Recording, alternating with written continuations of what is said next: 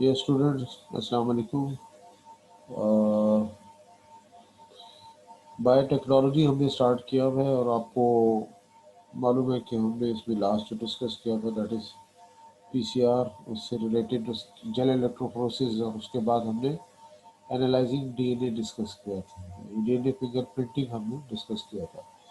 अब इसमें जो नेक्स्ट हमने टॉपिक देखना है यूएचए सिलेबस पॉइंट ऑफ व्यू से, तो वो आ जाता है आपका transgenic organisms.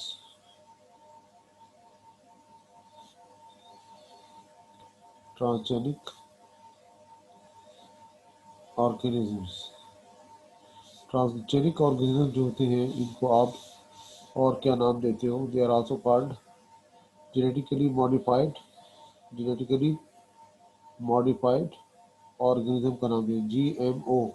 Genetically modified organism का नाम भी दिया जाता है, या इसको जेनेटिकल इंजीनियर्ड ऑर्गेनिज्म का नाम भी दिया जेनेटिकली इंजीनियर्ड ऑर्गेनिज्म का नाम भी दिया जाता है। तो ट्रांसजेनिक भी कहते हैं इसको, जेनेटिकली मॉडिफाइड भी कहते हैं, जेनेटिकली इंजीनियर्ड ऑर्गेनिज्म का नाम भी दिया जाता है। अब इनमें क्या किया जाता है कि जो जीन ऑफ इंटरेस्ट या डिज़ायर जीन है वो इसमें इंट्रोड्यूस करवाया जाता है टू गेट डिज़ायरेबल रिजल्ट। यानी इसमें हम ये कह सकते हैं क्या करते हैं हम ऐसे ऑर्गेनिज्म में अल्ट्रेशन करते हैं, जेनेटिक अल्ट्रेशन करते हैं, और बाकायदा इसमें जेनेटिक इंजीनियरिंग का टेक्निक इस्तेमाल की जाती है और उससे फिर ये ट्रांसजेनिक ऑर्गेनिज्म प्रोड्यूस होती है। तो आपने इसमें डिस्कस करना है ट्रांसजेनिक बैक्टीरिया, ट्रांसजेनिक प्लांट्स और ट्रांसजेनिक एनिमल्स। तो सबसे पहले हम किसको डिस्कस करेंगे? Transgenic bacteria. Transgenic bacteria. अब ट्रांसजेनिक बैक्टीरिया क्या है? ट्रांसजेनिक बैक्टीरिया के बारे में आपको पता हो कि वो बैक्टीरिया जिनमें हम क्या करते हैं, जेनेटिकली अल्ट्रेशन करते हैं, उसी टेक्निक इस्तेमाल करते हैं, जेनेटिक इंजीनियरिंग टेक्निक इस्तेमाल करते हैं, फॉरेन जीन इनकॉर्पोरेट करते हैं ताकि हम उससे डिज़ायर रिजल्ट्स हासिल कर सकें। आज तो अब इसमें देखिए, हमने जो बैक्टीरिया के बारे में हमें बताना है, तो इसके लिए जो बाकायदा आप क्या यूज़ करते हो, बड़े बड़े वॉट्स यूज़ करते हैं जिसको आप टेक्निकली क्या कहते हो? Bio reactors. Bio reactors. अब बायो रिएक्टर्स क्या होते हैं? बाकायदा इसमें मालूम हो कि रिकॉम्बिनेंट डीएनए टेक्नोलॉजी में हम क्या करते हैं कि प्रोड्यूस करते हैं बैक्टीरिया को, यानी हमें क्या करना होता है? प्रोड्यूस करना होता है बैक्टीरिया को प्रोड्यूस करते हैं, और बड़े वॉट्स में, किसमें? In large watts. वॉट्स क्या होते हैं? जैसे छोटा, जैसे कि हौज नुमा जगह होती है, इसको हम क्या कहते हैं? वॉट्स का नाम देते हैं। इन वॉट्स को क्या कहा जाता है? बायो रिएक्टर्स का नाम दिया जाता है। They are called bioreactors. ये बायो रिएक्टर्स कहलाते हैं। अब इसमें क्या किया जाता है कि अगर फॉरेन जीन जो होता है ये रेप्लिकेट करेगा इसमें, और एक्टिवली अपने आप को क्या करता है फिर एक्सप्रेस करता है, और उससे फिर क्या हासिल होती है? डिज़ायर प्रोटीन हमें मिलती है। यानी इन बायो रिएक्टर में क्या होगा? जो भी बैक्टीरिया में हमने फॉरेन जीन जो है इसमें इंट्रोड्यूस करवाया था, वो क्या करेगा? रेप्लिकेट करेगा। रेप्लिकेट करेगा, और रेप्लिकेट करने के बाद ये अपने आप को एक्सप्रेस करेगा। एक्सप्रेस करने का मतलब क्या होगा कि जो भी डिज़ायर प्रोटीन है या प्रोटीन प्रोडक्ट है वो हमें हासिल होगी, इससे हमें प्रोटीन प्रोडक्ट हासिल होगी। तो इन रिएक्टर्स को क्या नाम दिया जाता है? बायो रिएक्टर्स का नाम दिया जाता है। अब देखिए इसमें जो ट्रांसजेनिक बैक्टीरिया जो होते हैं, इससे हम किस किस्म की बायोटेक्नोलॉजी प्रोडक्ट हासिल करते हैं। तो जो बायोटेक्नोलॉजी प्रोडक्ट बैक्टीरिया से हासिल होती हैं उसमें, जैसे मिसाल के तौर पर आप इंसुलिन की एग्जांपल देते हो, इसमें एग्जांपल देते हो human growth hormone, human growth hormones की एग्जांपल इसमें आप दोगे। इसी तरह से इसमें आ जाते हैं ये tissue plasminogen activator, human tissue plasminogen activator. ये किसके लिए यूज होता है, ह्यूमन टिश्यू प्लाज्मिनोजन एक्टिवेटर?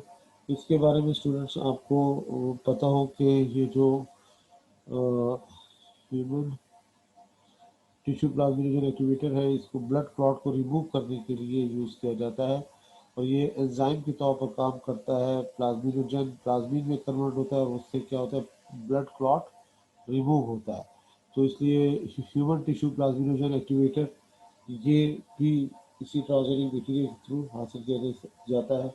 इसी तरह से जो आप हीमोफीलिया स्टडी करते हो, तो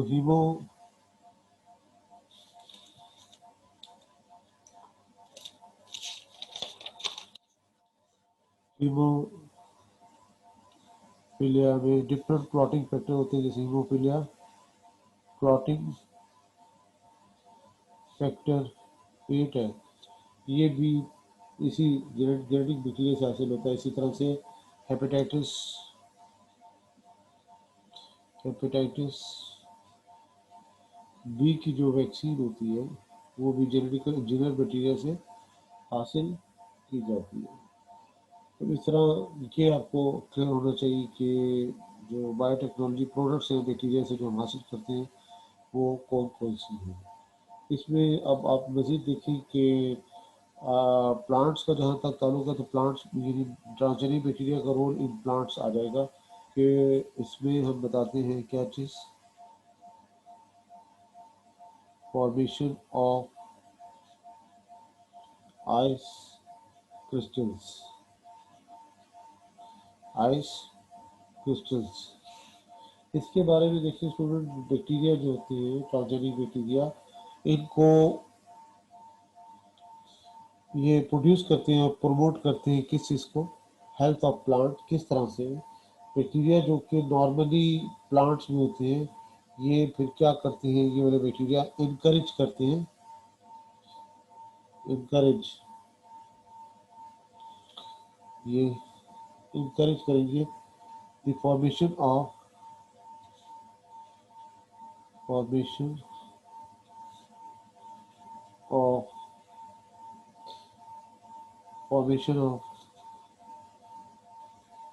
encourage the formation of ice crystals,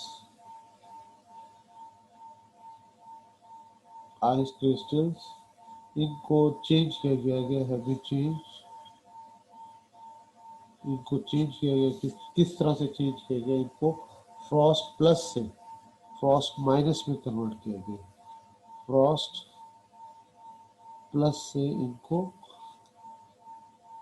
Frost minus में कन्वर्ट किया गया।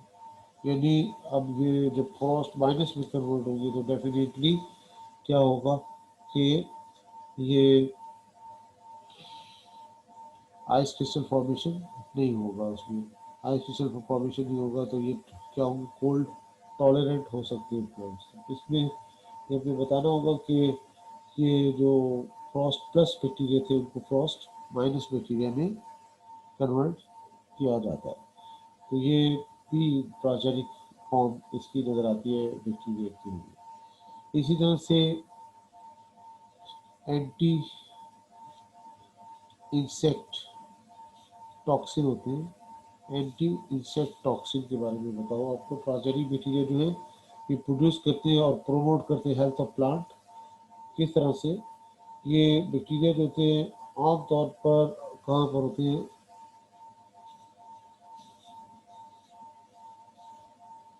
आमतौर पर ये रूट्स होती हैं ऑफ कॉर्न, प्लांट की रूट्स में होती है क्या चीज़, ये बैक्टीरिया। और फिर ये क्या करते हैं कि जो इनको बाकायदा इनमें जीन इंट्रोड्यूस करवाएंगे इन बैक्टीरिया के अंदर एक और बैक्टीरिया के थ्रू, जो कि कोड करते हैं क्या चीज, इंसेक्ट टॉक्सिन प्रोडक्शन के लिए। इसमें जो बैक्टीरिया जो है इंट्रोड्यूस करवाए गए हैं वो क्या करते हैं, कोड करते हैं क्या चीज प्रोड्यूस करने के लिए, एंटी क्या प्रोड्यूस करते हैं, टॉक्सिन, टॉक्सिन प्रोड्यूस करते हैं। और कौन सा टॉक्सिन होता है ये, बेसिकली इंसेक्ट टॉक्सिन होता है, इसको हम इंसेक्ट टॉक्सिन का नाम देते हैं। ये इंसेक्ट टॉक्सिन इसमें प्रोड्यूस होता है।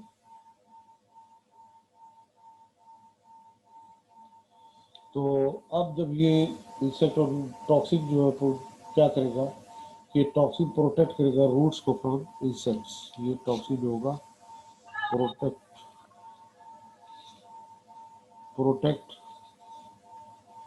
रूट्स फ्रॉम इंसेक्ट्स, इंसेक्ट्स इसको क्या करेगा, ये प्रोटेक्ट करेगा। तो इस तरह ये भी ट्रांसजेनिक बैक्टीरिया होते हैं जो कि कॉर्न प्लांट्स के रूट्स में पाए जाते हैं, और फिर बाकायदा इनमें जीन इंट्रोड्यूस करवाए जाते हैं एक और बैक्टीरिया के थ्रू, जो कि इंसेक्ट टॉक्सिन प्रोड्यूस कर रहे होते हैं और प्रोटेक्ट करते हैं ये roots of the corn plant from the insects. इसके बाद इसमें देखिए कि जो बैक्टीरिया है इनको यूज़ किया जाता है कि बीचेस को क्लीन करने के लिए। जो बीच होती है, समंदर का जो साहिल होता है, ये इसको हम क्या कहते हैं, ये बीच होती है, इनकी क्लीनिंग के लिए भी क्या यूज़ करते हैं हम, बैक्टीरिया यूज़ करते हैं। तो बैक्टीरिया को सिलेक्ट किया जाता है कि ताकि वो क्या कर सकते हैं, इसमें एबिलिटी हो, किस क्या चीज़ की एबिलिटी हो कि वो डिग्रेड कर सके, टू डिग्रेड। डिग्रेड का क्या मतलब होता है, तोड़ सके पर्टिकुलर सब्सटेंस को, जो कि आप कह सकते हैं किसके जरिए इन्हांस किया जा सकता है, जेनेटिक इंजीनियरिंग के जरिए।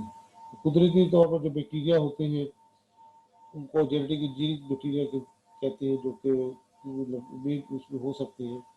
वो फिर क्या करते हैं, ये अपनी जॉब परफॉर्म करते हैं, जिसमें ये क्या करते हैं, cleaning up beets, cleaning up beets after oil spills.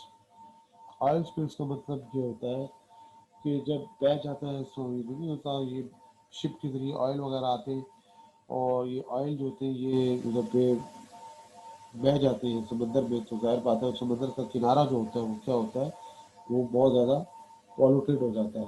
तो अब ये जेनेटिकल इंजीनियर बैक्टीरिया है जो कि क्या करते हैं, ऑयल स्पिल्स को क्या करते हैं, क्लीन अप करते हैं, इससे बीच क्या होती है, क्लीन हो जाती है। तो ये भी जेनेटिकल इंजीनियर बैक्टीरिया है जिसके जरिए इसको किया जाता है।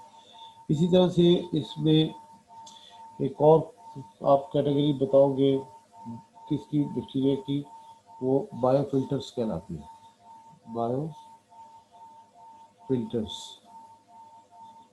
अब बायोफिल्टर्स क्या है, बायोफिल्टर्स के बारे में बताओ कि जो इंडस्ट्रीज में ये चीज़ पाया गया कि बैक्टीरिया जो होते हैं यूज़ किए जाते हैं एज ए बायोफिल्टर्स, ताकि प्रिवेंट कर सके किस चीज़ को, एयर बॉर्न केमिकल पॉल्यूटेंट्स को, एयर बॉर्न जो केमिकल पॉल्यूटेंट्स होते हैं, केमिकल पॉल्यूटेंट्स को रिमूव करने के लिए इनको यूज़ किया जाता है, प्रिवेंट करने के लिए, हम जो कि वेंटेड इनटू द एयर होते हैं।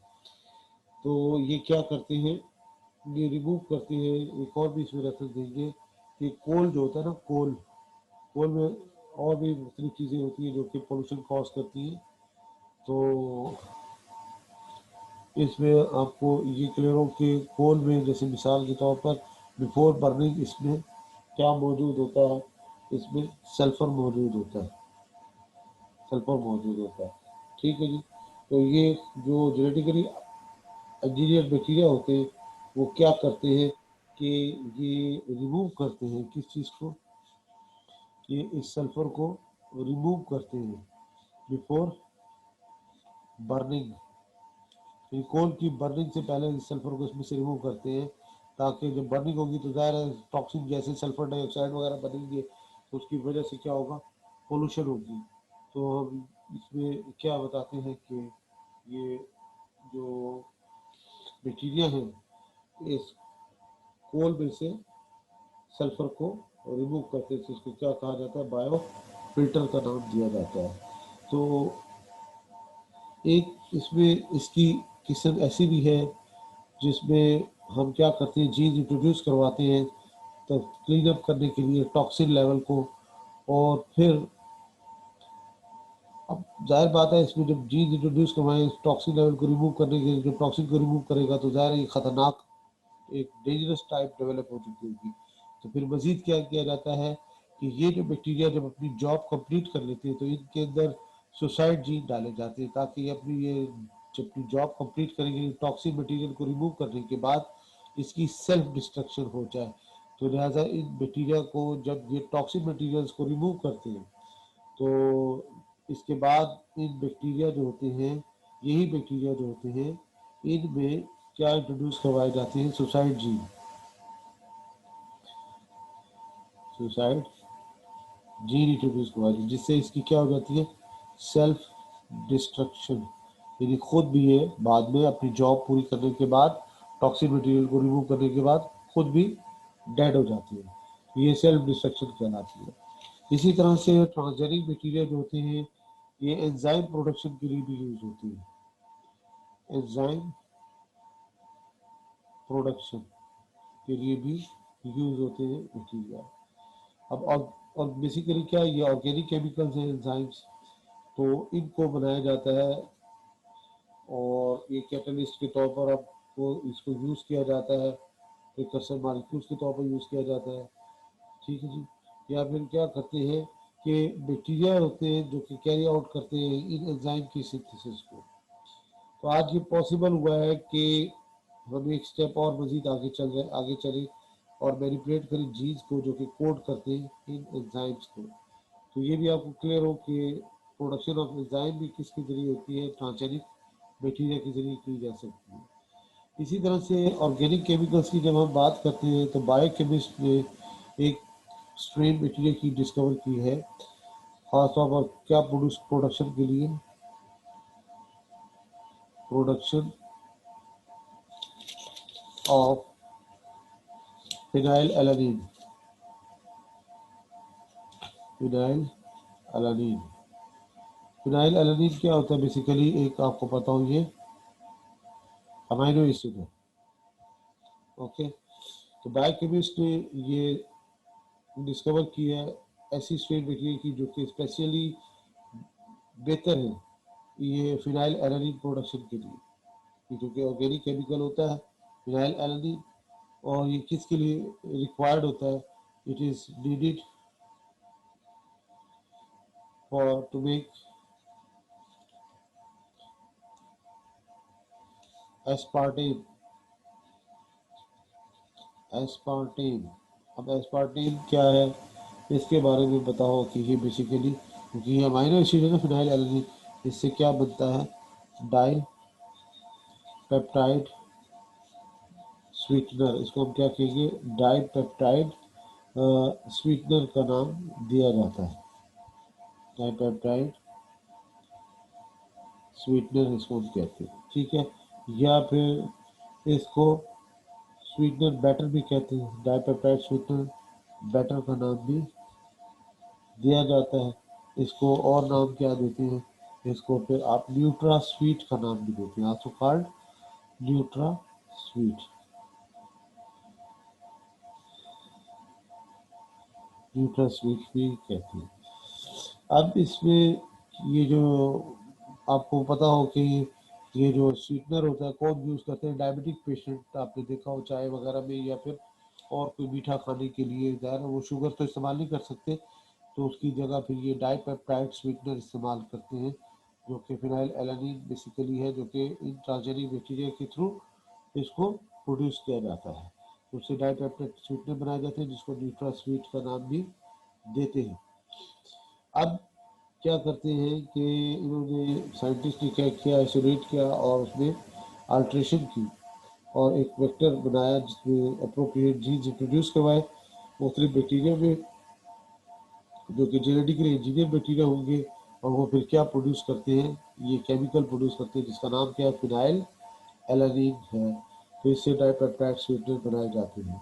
इस तरह से फिर इसमें मजीद आप आगे चलें तो फिर आपको आइडिया होगा कि एक्सट्रैक्शन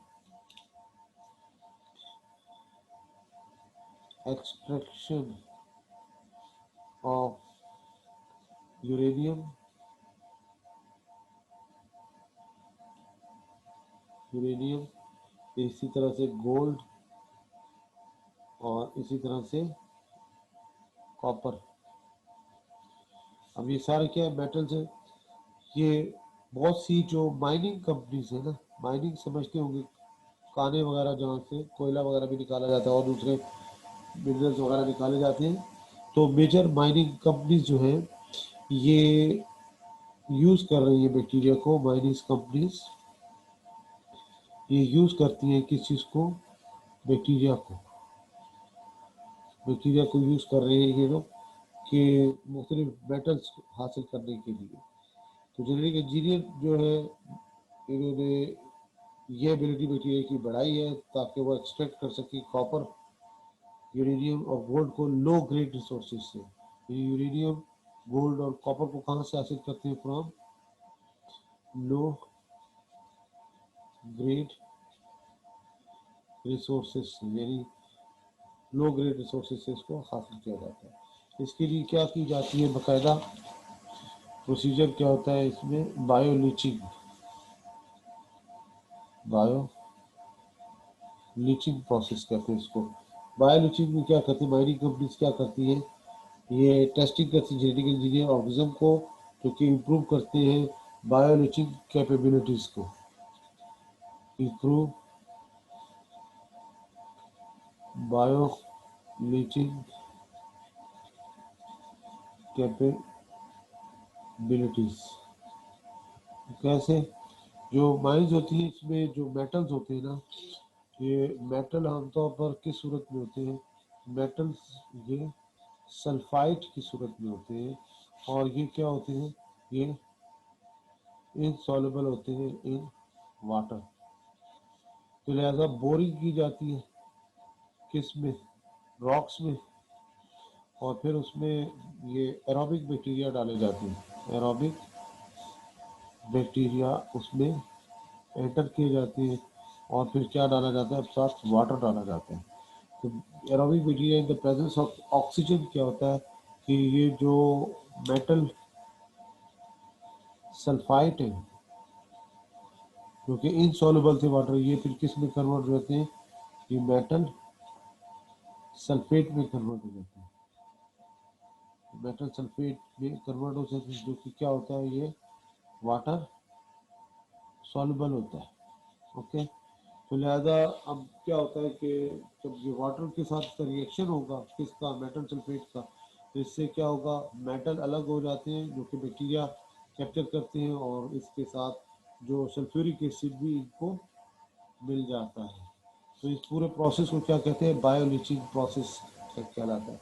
तो बायोलीचिंग जो है ये इम्प्रूव होती है कैपेबिलिटी किसके ज़रिए, ये बैक्टीरिया के लिए जेनेटिकल इंजीनियर बैक्टीरिया जो होते हैं ये इसके ज़रिए इस प्रोसेस को इन्हेंस किया जाता है। और हमें इससे क्या एक्सट्रैक्ट करते हैं, फिर ये एक्सट्रैक्ट जो किया जाता है कॉपर, यूरेनियम और गोल्ड वगैरह।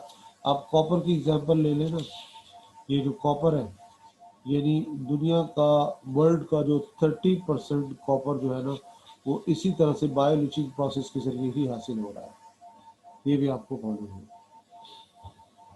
नेक्स्ट इसमें आपने क्या देखना है कि ये ट्रांसजेनिक प्लांट्स की तरफ आ जाए। ट्रांसजेनिक प्लांट्स, जहाँ तक ट्रांसजेनिक प्लांट्स का ताल्लुक है तो ट्रांसजेनिक प्लांट्स क्या होते हैं, टेक्निक जो है डेवलप की गई है इंट्रोड्यूस करने के लिए foreign gene immature plant embryo में, यानी फॉरेन जीन जो होगा इसमें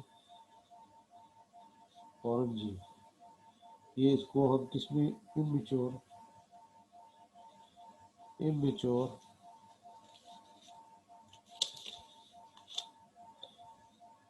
प्लांट एम्ब्रियो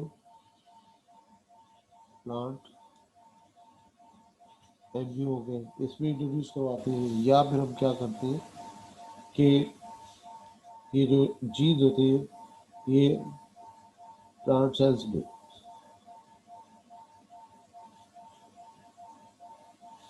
प्लांट सेल्स में इसको हम इंट्रोड्यूस करवाते हैं। ठीक है जी। तो ऐसे प्लांट सेल में इसको इंट्रोड्यूस करवाते हैं जिसकी सेल वॉल को क्या किया जाता है, रिमूव किया जाता है। जब प्लांट की सेल वॉल रिमूव हो जाती है तो रिमेनिंग पार्ट क्या कहलाता है इसका, दैट इज प्रोटोप्लास्ट कहलाता है। ठीक है जी, प्रोटोप्लास्ट कहलाता है। जब प्रोटोप्लास्ट ले लेते हैं यानी ये प्लांट सेल है, ये इसकी क्या है, सेल वॉल है, इस सेल वॉल को रिमूव कर देंगे, यानी ये सेल वॉल है, इस सेल वॉल को हम क्या किया, रिमूव कर दिया, तो रिमेनिंग पार्ट इसका क्या कहलाएगा, दैट इज प्रोटोप्लास्ट कहलाता है। अब हम क्या करते हैं कि इसके लिए बकायदा इस प्रोटोप्लास्ट के लिए क्या बनाएंगे, एक मीडियम बनाएंगे इस तरह से। ये हमने मीडियम बनाया, ये इसमें ये एक सेल रख दिया गया, यानी प्रोटोप्लास्ट इसमें विदाउट सेल वॉल रख दिया गया है प्रोटोप्लास्ट। अब इसमें हमने बकायदा मीडियम बना दिया, इस मीडियम में ओके। अब इसमें आप क्या करोगे कि इलेक्ट्रिक करंट अप्लाई करोगे, इलेक्ट्रिक करंट अप्लाई करोगे। जब इलेक्ट्रिक करंट इस पर आप अप्लाई करोगे तो होगा क्या कि इसमें क्या छोटे छोटे सेल्फ सीलिंग होल बन जाएंगे इस करंट की वजह से। इसमें देखिए ये इसमें ये क्या कराएंगे, इनको आप क्या कहोगे, सेल्फ सीलिंग होल्स ये बन जाएंगे। और इसमें आपने क्या डाला होगा इस वीडियो में, desire gene, what is this, ये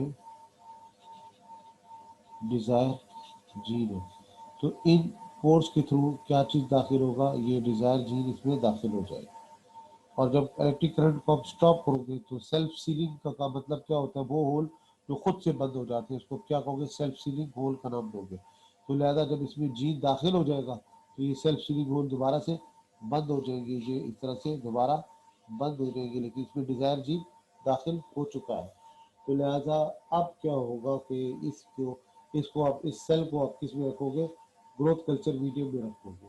और ग्रोथ कल्चर मीडियम में इसकी सेल वॉल भी बनेगी और ये सेल मल्टीप्लाई भी होगा और इस एक सेल से कंप्लीट प्लांट बन जाएगा। जो कंप्लीट प्लांट बनेगा उसे आप क्या कहोगे, ट्रांसजेनिक प्लांट, क्योंकि इसमें फॉरेन जीन हमने इनकॉर्पोरेट किया हुआ है। तो इस तरह से आपको ट्रांसजेनिक प्लांट्स मिलते हैं। ठीक है जी। तो ये प्रोसीजर आपको बताया गया है कि how to develop a transgenic plant. मैं रिपीट कर देता हूँ कि हम सेल लेते हैं, प्लांट सेल जिसकी सेल वॉल होती है, सेल वॉल को रिमूव कर देते हैं तो रिमेनिंग पार्ट इसका क्या कहलाएगा, प्रोटोप्लास्ट कहलाता है। इसको एक खास मीडियम में रखा जाता है और उस मीडियम में हम क्या करते हैं, इलेक्ट्रिक करंट अप्लाई करते हैं जिसमें इसमें छोटे छोटे सेल्फ सीलिंग होल बन जाते हैं और उसमें इस मीडियम में हम क्या रखते हैं, डिजायर जीन में रख देते हैं। जब इलेक्ट्रिक करंट की वजह से इसमें सेल्फ सीलिंग होल बनेंगे तो इन होल के थ्रू डिजायर जीन इसमें दाखिल हो जाएगा और फिर उसके बाद जब करंट को स्टॉप करेंगे तो ये सेल्फ सीलिंग थे इसलिए ये क्लोज हो जाएंगे और उसके अंदर जीन दाखिल हो जाएगा। अब इस सेल को आप टिश्यू कल्चर के जरिए क्या करोगे कि कंप्लीट प्लांट में डेवलप कर लोगे तो प्लांट आपका क्या कहलाएगा, ट्रांसजेनिक प्लांट कहलाएगा। इस तरह से ये ट्रांसजेनिक प्लांट बनाए जाते हैं। अब देखिए इसमें आपको क्या बताना है कि ये ट्रांसजेनिक इंपॉर्टेंस क्या है ट्रांसजेनिक प्लांट्स की। अब सबसे पहले प्लांट्स को हम क्या करते हैं, ज़्यादातर रेजिस्टेंट बनाने के लिए, यानी टू मेक रेजिस्टेंट। रेजिस्टेंट किसके अगेंस्ट, अब देखिए फॉरेन जीन इनकॉर्पोरेट किए गए हैं किसके लिए, कौन कौन से प्लांट्स हैं, कॉटन हो गया, जैसे कॉटन हो गया, इस तरह कॉर्न हो गया, इसी तरह से पोटैटो हो गए। ये देखिए ये मुख्तलिफ प्लांट्स हैं, इनमें फॉरेन जीन इनकॉर्पोरेट किए गए हैं ताकि इन प्लांट्स को रेजिस्टेंट बनाया जा सके, इनको रेजिस्टेंट बनाया जा सके किसके अगेंस्ट, अगेंस्ट पेस्ट, ये पेस्ट अगेंस्ट पेस्ट रेजिस्टेंट, इसमें जीन इंट्रोड्यूस करवाए जाते हैं ताकि ये पेस्ट रेजिस्टेंट बन सके। ठीक है जी, क्योंकि होता ये कि इन प्लांट सेल्स में क्या चीज़ इंट्रोड्यूस करवाए जाते हैं, जीन्स जो कि प्रोड्यूस करते हैं इंसेक्ट टॉक्सिन। जीन्स जो होते हैं वो क्या प्रोड्यूस करते हैं, इंसेक्ट टॉक्सिन प्रोड्यूस करेंगे, जिसकी वजह से क्या होगा कि इनको पेस्ट जो है वो फिर इंसेक्ट पेस्ट खास तौर पर उसको नुकसान नहीं पहुंचा सकते। कुछ कॉर्न और कॉटन प्लांट ऐसे हैं जिनमें कॉर्न एंड कॉटन प्लांट्स ऐसे हैं जिसमें हम बताएंगे कि इसमें खास तौर पे पेस्ट और हर्बिसाइड रेसिस्टेंट जीन इंट्रोड्यूस हुए हैं। Paste and herbicide resistant gene introduce करवाए गए। पेस्ट के अगेंस्ट भी हर्बिसाइड, हर्बिसाइड वो टॉक्सिक केमिकल होते हैं जो कि हर्ब्स को किल करने के लिए इस्तेमाल होते हैं, तो इससे नॉर्मल प्लांट भी डिस्ट्रॉय हो सकते हैं। कॉर्न कॉटन प्लांट में जो है ना हर्बिसाइड रेजिस्टेंस होंगे तो हर्ब तो किल होंगे लेकिन इन प्लांट को नुकसान नहीं पहुंचेगा। तो paste and herbicide resistant gene इसमें इंट्रोड्यूस करवाए गए। ये रेफरेंस आपको मिलता है फिर किसका, 1999 का, जिसमें आपको ये बताया जाता है कि ट्रांसजेनिक क्रॉप जो थी इनको प्लांट किया गया था तकरीबन 70 मिलियन एकड़ एरिया में। ट्रांसजेनिक क्रॉप्स जो है इनको बाकायदा कल्टीवेट किया गया था, लगाया गया था। तकरीबन आप कह सकते हो कि 70 मिलियन जो एकड़ एरिया है, एकर्स एरिया पूरे वर्ल्ड में इसको इस तरह से लगाया गया। और फिर ये भी बताया गया कि 1999 के बाद ये बात एक इधर एस्टिमेट लगाया गया कि एवरेज एक्सपेक्ट किया उन्होंने कि हाँ तकरीबन नेक्स्ट अगले 5 सालों में ये जो प्लांटेशन की गई है ये क्या हो जाएगी, ट्रिपल हो जाएगी, 3 गुना ज़्यादा हो जाएगी नेक्स्ट 5 ईयर में। ट्रिपल इन नेक्स्ट 5 ईयर्स, अगले 5 सालों में ये प्रोडक्ट ये प्लांटेशन कितनी हो जाएगी, तकरीबन ये 3 ट्रिपल हो जाएगी नेक्स्ट 5 ईयर्स। इसी तरह से प्लांट्स में जो प्रोटीन्स प्रोड्यूस होती हैं, मुख्तलिफ किस्म के प्लांट में मुख्तलिफ किस्म की प्रोटीन्स ऑयल कंटेंट्स होते हैं, इसी तरह से स्टार्च कंटेंट्स होते हैं। इसके बारे में आपको पता हो कि इनकी क्वालिटी को ख़ास तौर पे कि इम्प्रूवमेंट की गई है काफ़ी हद तक, जिसमें जैसे प्रोटीन की क्वांटिटी को क्या किया गया, इंक्रीज़ किया गया। सही है जी। इसी तरह से ये जो ऑयल्स होते हैं इनको ऐसे जीन इंट्रोड्यूस करवाए गए जिससे मॉडिफाई होते हैं। जैसे मिसाल के तौर पर उनको आप मोनो अनसेचुरेटेड में कन्वर्ट करने के लिए स्पेशल जीन इंट्रोड्यूस करवाते हो जो कि इंसानी सेहत के लिए क्या होते हैं, फ़ायदेमंद होते हैं। ठीक है जी। तो इस तरह से जो है कंटेंट जो होते हैं प्रोटीन्स के अमाइनो एसिड की कंपोजिशन को चेंज करना, इसी तरह से ये ऑयल के जो है ना इसकी जो मोनो सेचुरेशन टाइप ऑयल हासिल करना, क्वालिटी बेहतर होती है किस चीज़ की, इन तमाम प्रोडक्ट्स की। तो किसके ज़रिए की जाती है, ये ऑब्वियसली ट्रांसजेनिक प्लांट के फॉरेन जीन इंट्रोड्यूस करवा के की जाती है। इसी तरह से ये जो वीट राइस और कॉर्न की बात की जाती है, वीट राइस एंड कॉर्न, एक रेफरेंस हम देते हैं किस चीज़ का, ग्रीन रेवोल्यूशन का। एग्रीकल्चर ये जो एग्री बिजनेस कंपनीज है इन्होंने क्या किया है कि प्रोसेस डेवलप किए ट्रांसजेनिक वर्जन किसके, वीट और राइस के।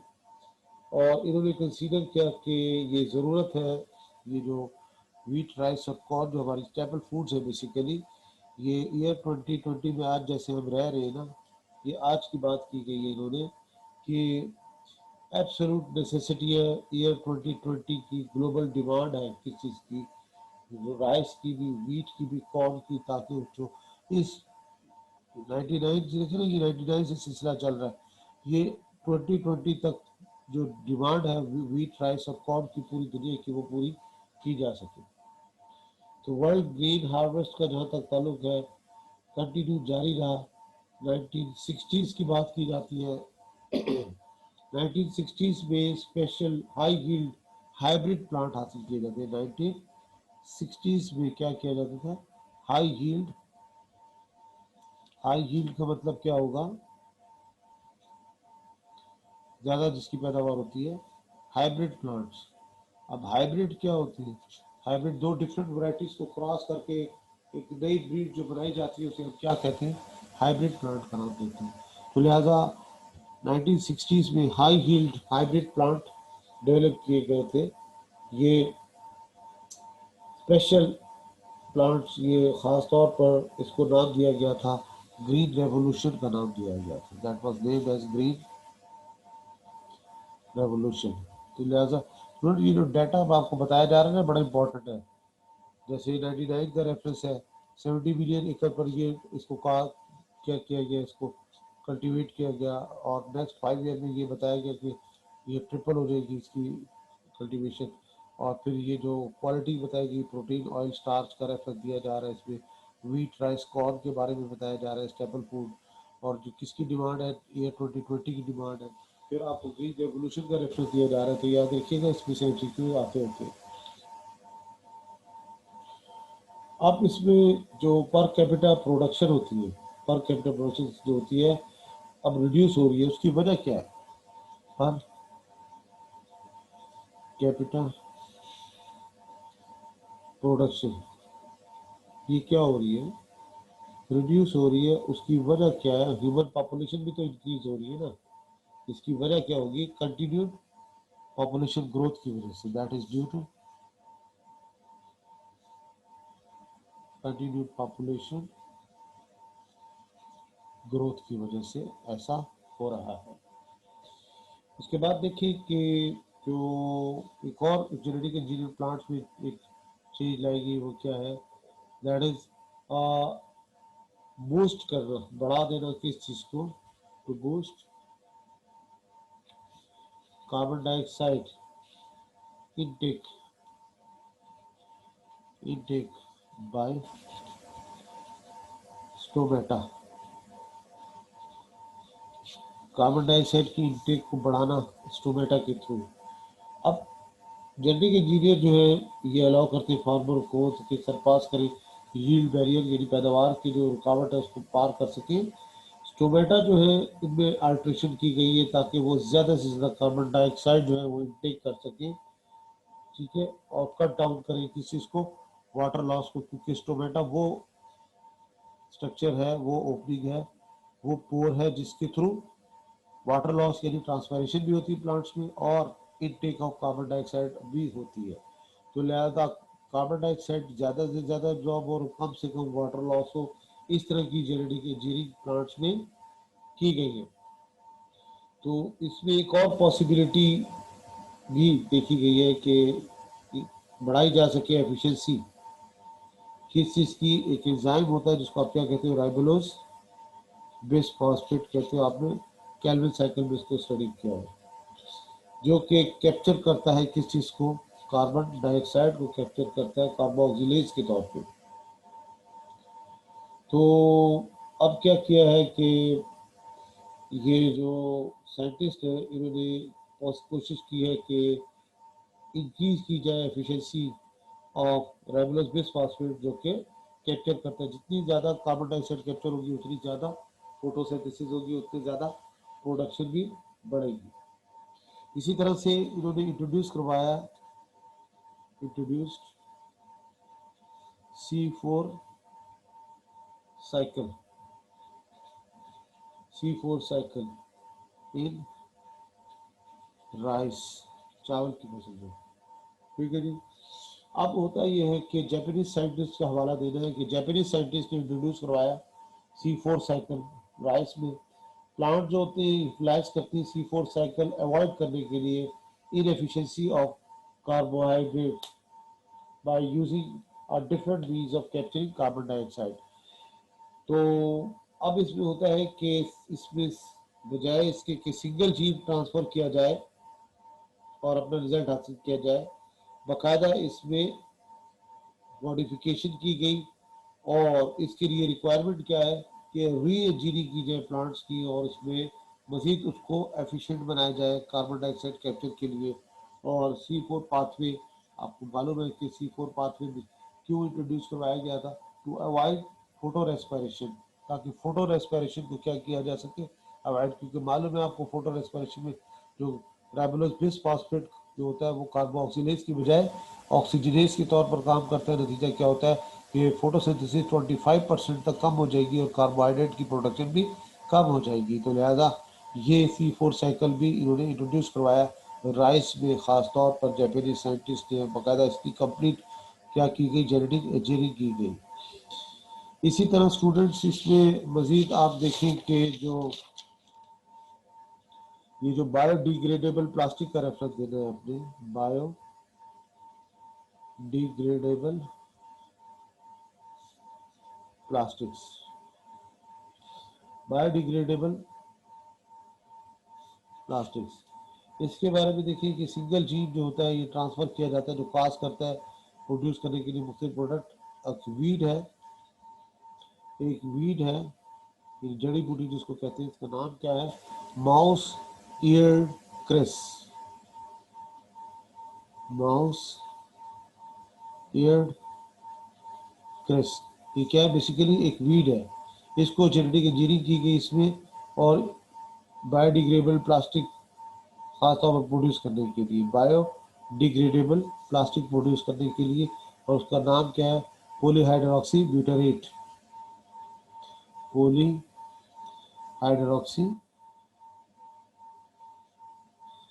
ब्यूटारेट। ये क्या है? बायोडिग्रेडेबल प्लास्टिक है। इसको किस में प्रोड्यूस किया गया? इन सेल ग्रेन्यूल्स में इसको प्रोड्यूस किया गया। तो ये देखिए, ये भी बड़ी एक अहम कामयाबी है साइंटिस्ट की, अदरवाइज बड़ा मुश्किल था पॉलीथीन वगैरह को। आपको पता है कि वो बहुत बड़ा एक प्रॉब्लम था, सीवेज में भी ब्लॉकेज वगैरह करते थे जिसकी वजह से पॉल्यूशन का बहुत ज़्यादा, मतलब आप कह सकते हो उसमें इजाफा था। लेकिन ये बड़ा एक अहम कामयाबी है जिसमें बायोडिग्रेडेबल प्लास्टिक बनाए गए, जिसको क्या कहते हैं? Polyhydroxy butyrate. किसके ज़रिए? ये बैक्टीरिया के जरिए, एक प्लांट्स, सॉरी किसके जरिए ऐसे जीन इंट्रोड्यूस करवाए गए प्लांट्स में जो कि पॉलीहाइड्रोक्सी ब्यूटारेट प्रोड्यूस करते हैं, जो जेनेटिकली इंजीनियर्ड प्लांट्स। इसी तरह एक और कामयाबी है human hormones formation, human hormones formation. Human hormone formation का जहाँ तक ताल्लुक है तो प्लांट जो होते हैं इनमें इंजीनियर की गई है प्लांट खासतौर पर hormone produce, human hormone produce करने के लिए, क्लॉटिंग फैक्टर प्रोड्यूस करने के लिए, एंटीबॉडीज प्रोड्यूस करने के लिए। ये जितने भी हार्मोन्स हो गए, हार्मोन्स हो गए, या फिर इसमें क्लॉटिंग फैक्टर्स हो गए, क्लॉटिंग फैक्टर्स हो गए, या फिर एंटीबॉडीज होगी, एंड एंटीबॉडीज ये प्रोड्यूस किस में की जाती है? इन देयर सीड्स, प्लांट के सीड्स में ये प्रोड्यूस होती है। अब एंटीबॉडीज का जहां तक ताल्लुक है,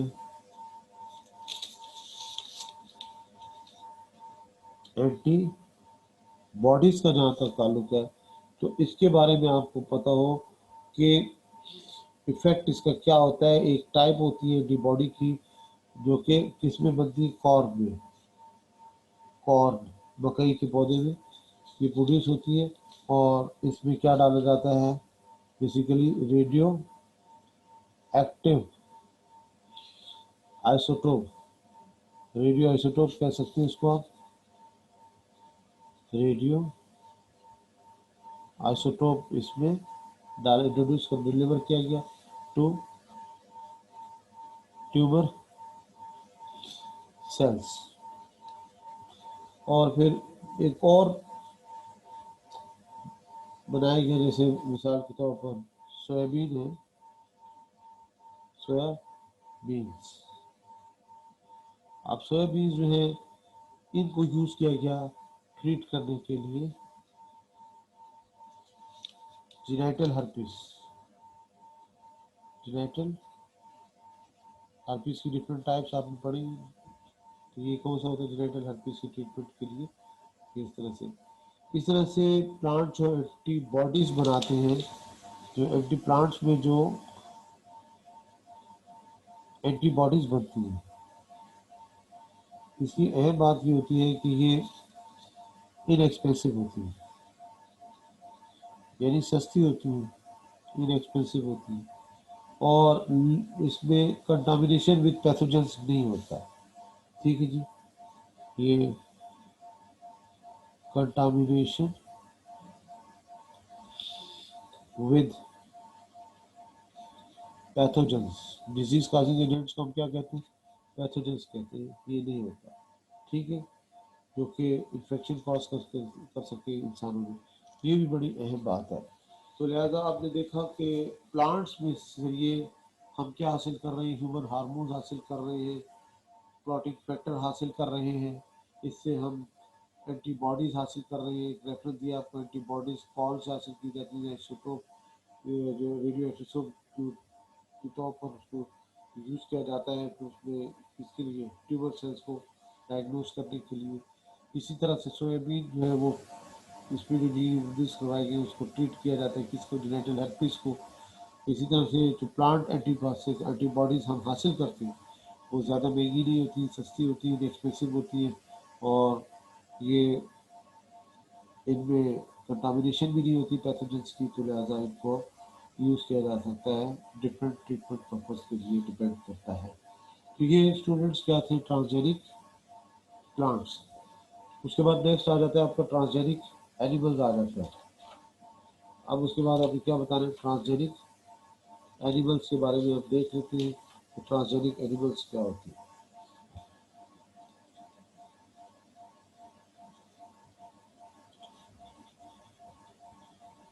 ट्रांसजेनिक एनिमल्स, अब फॉरेन जीन इनकॉर्पोरेट किया जाए एनिमल में, तो उस एनिमल को क्या कहेंगे?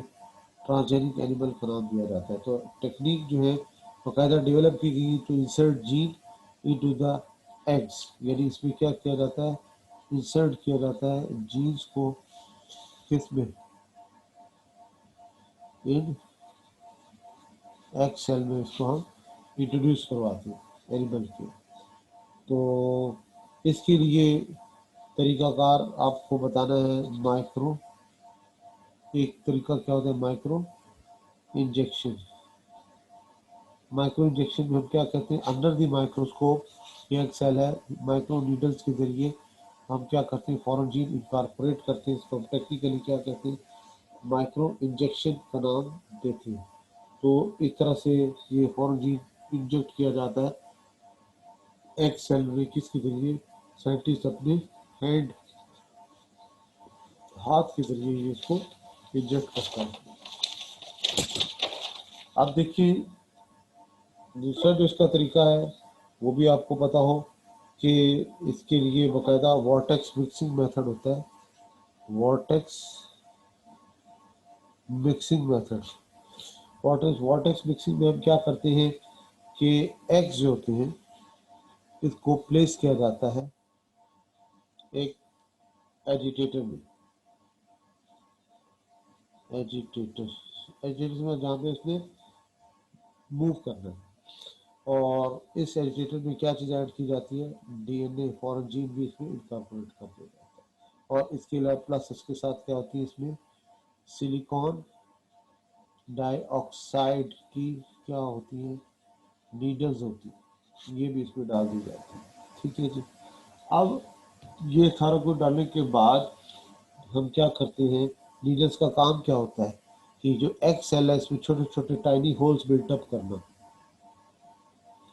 जहाँ से डीएनए जो है उस सेल के अंदर दाखिल हो सके। तो जब ये एग्स होते हैं इसमें फॉरेन जीन इनकॉर्पोरेट हो जाता है, फिर इन एग सेल्स को हम क्या करते हैं? ये फर्टिलाइज करते हैं, और फर्टिलाइज करने के बाद उसको रिटर्न बैक करते हैं in the वूम of the female, और वहाँ पे उसकी डेवलपमेंट होती है। उससे जो एनिमल बॉर्न होता है उसे आप ट्रांसजेनिक एनिमल का नाम देते हैं। इस तरह से देखें, मिसाल के तौर पर ये कंटेनर आपने लिया है, इसमें ये आपने एक्सेल ले लिया है और इसमें ये क्या डाल दिया आपने, सिलिकॉन कार्बाइड की डिटेल्स डाल दी, और साथ ही इसमें आपने क्या किया है कि अपना डिज़ायर जीन भी ये आपके पास क्या है, डिज़ायर जीन इसमें डाल दी। और जब आप ये इसको क्या करते हो, एजिटेट करते हो, यानी वॉर्टेक्स मिक्सिंग करते हो। वॉर्टेक्स मिक्सिंग का मतलब क्या होता है कि क्लॉकवाइज भी इस तरह ये क्लॉकवाइज भी मूव करना और उसके बाद एंटी क्लॉकवाइज भी मूव करना। जैसे वॉशिंग मशीन चलती है, पहले क्लॉकवाइज चलती है, फिर उसके बाद एंटी क्लॉकवाइज चलती है। इसको इस मिक्सिंग को क्या, इस किस्म की मिक्सिंग को आप क्या कहोगे, वॉर्टेक्स मिक्सिंग का नाम दोगे। तो लिहाजा वॉर्टेक्स मिक्सिंग जब की जाती है, एजिटेट किया जाता है, तो सिलिकॉन कार्बाइड नीडल्स होती हैं, इसकी मदद से इसमें छोटे छोटे क्या होल बन जाते हैं, और होल जब बनते हैं उससे फिर ये जीन जो होते हैं इसमें दाखिल हो जाते हैं एक्सेल में। एक्सेल को फिर आप क्या करते हो कि फर्टिलाइज करते हो, किसके ज़रिए, स्पर्म के ज़रिए। उससे क्या बनेगा, ये जाइगोट बन जाएगा। अब जाइगोट जो होगा इसको आपने शिफ्ट करना होता है, कि कहाँ शिफ्टेड, इन वोम। वूम से मुराद यूट्रस ऑफ द फीमेल, और वहाँ से ये इसकी डेवलपमेंट होगी, उससे जो बॉर्न होगा वो क्या कहलाएगा, that is called what, transgenic animal कहलाता है। उसको ट्रांसजेनिक एनिमल का नाम देंगे, क्योंकि जाइगोट एक सेल है, ये एक सेल है, एक सेल से जाइगोट एक सेल है, ये माइटोसिस के जरिए डिवाइड होकर पूरा का पूरा ऑर्गेनिज्म बनेगा। थाउजेंड, यानी इसमें मिलियन बिलियन ट्रिलियंस की तादाद में जो सेल बनते हैं वो माइटोसिस के जरिए बनते हैं। यानी एक सेल जो जाइगोट होगा उसमें जो फॉरेन जीन हमने डाला था वो फिर बॉडी की हर सेल में मौजूद होगा। तो लिहाजा वो एनिमल क्या कहलाएगा, ट्रांसजेनिक एनिमल कहलाएगा। तो ये इसका प्रोसीजर है कि how to develop the transgenic animal, किस तरह से आपने ट्रांसजेनिक, दो तरीके आपको बताए हैं। एक माइक्रो इंजेक्शन का, कि with the hand of the scientist under the microscope you can inject the desired gene into the egg cell and then वही प्रोसीजर आगे फर्दर उसको फर्टिलाइज करेंगे स्पर्म के साथ, उसको फिर उसके बाद आप उसको शिफ्ट करेंगे इन द वूम, और उसके बाद जो डेवलपमेंट के बाद बॉर्न होगा वो ट्रांसजेनिक एनिमल कहलाएगा। अब उसके बाद इसके एडवांटेजेस आ जाते हैं कि ट्रांसजेनिक एनिमल्स के एडवांटेजेस क्या है। तो इसमें वैल्यूएबल एनिमल्स प्रोड्यूस किए जाते हैं, वैल्यूएबल एनिमल्स प्रोड्यूस किए जाते हैं, ख़ासतौर पर इनकी प्रोडक्शन होती है एक टेक्निक के ज़रिए। एनिमल एक्ट्स होते हैं जिसमें जीन हम डालते हैं, जैसे मिसाल के तौर पर bovine growth hormone, growth hormone, bovine के कैटल है, इसके ग्रोथ हार्मोन जो है वो इंट्रोड्यूस करवाए जाते हैं, इसके जीन जीन वो हार्मोन बनाने वाले जीन इंट्रोड्यूस करवाए जाते हैं किसमें, एक्स सेल में। और फिर उससे जो प्रोड्यूस होगा एनिमल वो लार्ज साइज का होगा, प्रोड्यूस होगा वो क्या होगा, लार्ज साइज एनिमल प्रोड्यूस होंगे, जिसमें आप एग्जाम्पल देते हो किसकी, मुख्तलिफ एनिमल्स की, जैसे आ जाती है इसमें फिशेज भी आ जाती है, इसमें आ जाती है काउज आ जाएंगी, इसमें रैबिट्स आ जाएंगी, और इसी तरह से शीप वगैरह इसमें आ जाती है। तो इसी तरह से एक चीज़ की जाती है इसमें, या gene farming, gene farming, gene farming में हम क्या करते हैं कि बाकायदा ये यूज़ किया जाता है ट्रांसजेनिक फॉर्म एनिमल्स को, ताकि क्या प्रोड्यूस किया जा सके इससे, बाकायदा फार्मास्यूटिकल्स, फार्मास्यूटिकल्स, ये ड्रग्स वगैरह होती है, फार्मास्यूटिकल्स होती है, ये इससे प्रोड्यूस की जा सके। अब इसमें होता ये है कि ये मिल्क के थ्रू जो होती है ना, ये बाकायदा प्रोडक्ट हासिल होती है, ट्रांसजेनिक एनिमल के मिल्क के थ्रू जो है ये प्रोडक्ट हासिल होती है। तो इसमें हम कह सकते हैं use of milk to prepare therapeutic and diagnostic protein, use of milk, use of milk to prepare, to prepare therapeutic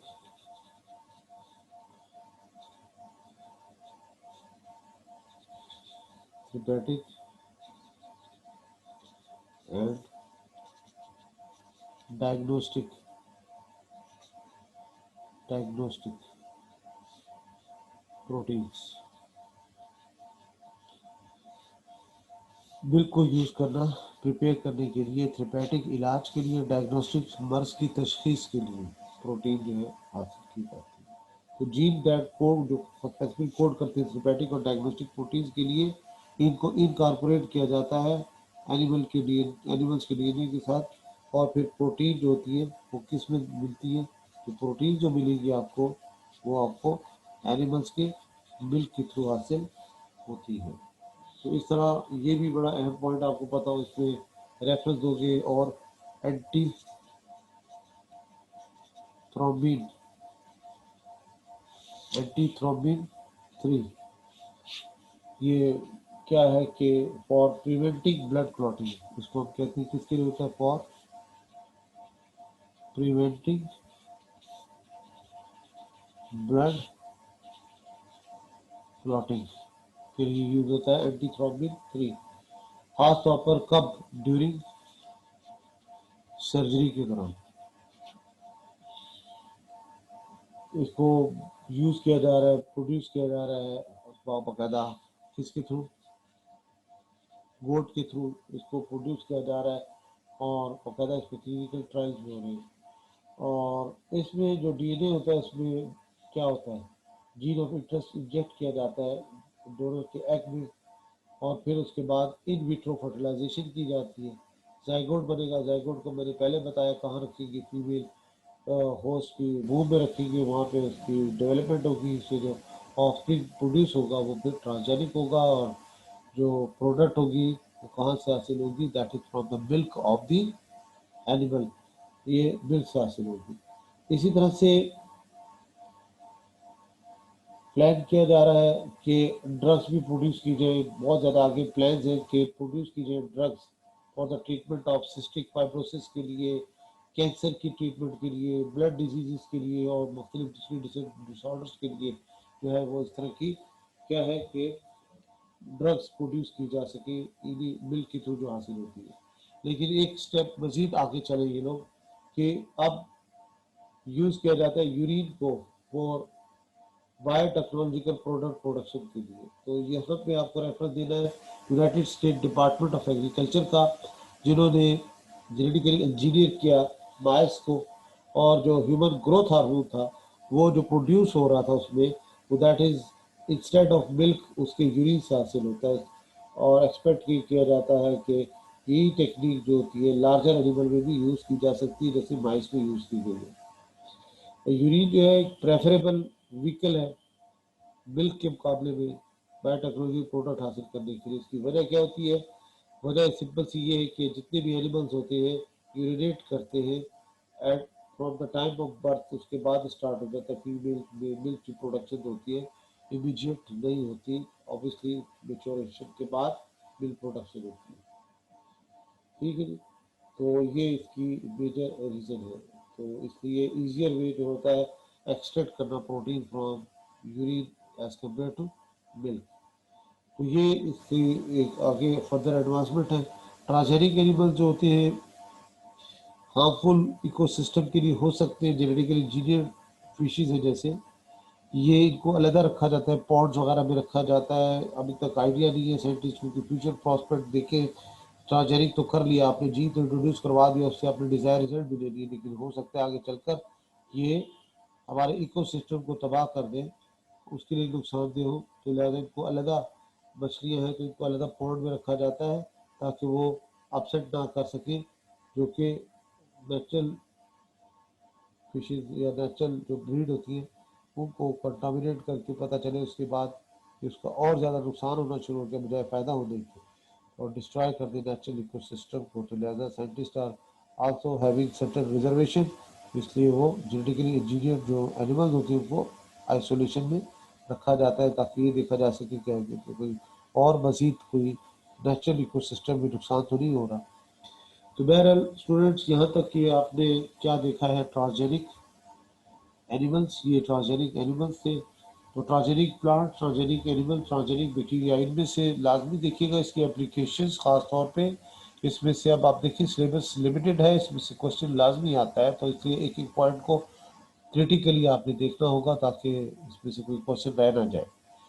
तो अब इसमें जो बायोटेक्नोलॉजी में हमने इसमें एक टॉपिक रह गया है जो कि ज़रा डिटेल से है। आपने नेशनल बुक फाउंडेशन में इतनी डिटेल से नहीं पढ़ा, आपने वहाँ पे सिर्फ सिस्टिक फाइब्रोसिस पढ़ा होगा।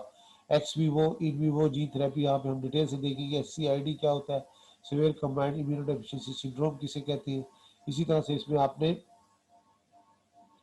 मजीद आगे देखना होगा कि हाइपर कोलेस्ट्रोलीमिया क्या होता है। इसी तरह से आपने देखना होगा कि सिस्टिक फाइब्रोसिस क्या होता है। इसी तरह से आपने ये जो बाकायदा कैंसर की ट्रीटमेंट यानी जीन थेरेपी के जरिए कैसे की जाती है, और इसी तरह से ये जो बाकायदा जो ब्लड वेसल्स की जो डिजीज़ है एंडोथेलियल ग्रोथ फैक्टर के हवाले से ये क्या होती है। तो उसमें जो यहाँ पे जीन थेरेपी की जो कंटेंट्स है वो ज़्यादा है, तो लिहाजा इसको नेक्स्ट लेक्चर में मैं देखूंगा कि इसको कंप्लीट करके फिर हमारा लास्ट इस तरफ का टॉपिक होगा जिसको एवोल्यूशन, उसको फिर हमने कंप्लीट करना है। उसमें दो मेजर टॉपिक्स है, डार्विन्स थ्योरी के रेफरेंस से जो टॉपिक्स है वो हमने देखने, और हार्डे विनबर्ग थ्योरम के हवाले से जो टॉपिक है उसको हमने देखना होगा। तो वो एवोल्यूशन कंप्लीट होता है तो फिर उसके बाद आपके कुछ असाइनमेंट्स हैं। मैं असाइनमेंट्स की तरफ आता हूँ ताकि आपको सारी असाइनमेंट जो है कराई जाए, उनकी डिस्कशन आपके साथ की जाए, ताकि फिर हम आगे ये सारे असाइनमेंट कंप्लीट करके आपके फुल लेंथ पेपर्स की तरफ जा सकें। तो उसमें जो भी आपकी क्यूरीज हो तो आप ज़रूर इसमें बताएं ताकि इसको मज़ीद और बेहतर अंदाज से क्लियर किया जा सके। तो लिहाजा जहाँ तक UHS सिलेबस का ताल्लुक है तब उसमें आप अपने अगला जो फोकस होगा आपका एवोल्यूशन होगा, यानी जीन थेरेपी के बाद फिर हमने सुपरफिशियली चीज़ें देखनी होगी, और मैं आपको गाइडलाइन दूंगा कि how to prepare the protista और उसके अलावा प्लाटिया एनिमिलिया में से किस तरह से चीज़ें आपको तैयार करनी है, वो मैं आपको गाइडलाइन उसकी प्रोवाइड करूँगा। उसके मुताबिक फिर उसको आप देखेंगे इंशाल्लाह। होपफुली जितना आपने कर लिया है, कवर कर लिया है सारा सिलेबस, उसमें से मेजोरिटी जो है आपका यानी आपका 99.9% जो है सारा इसी में से कवर होगा इंशाल्लाह। ओके जी, अल्लाह हाफिज़।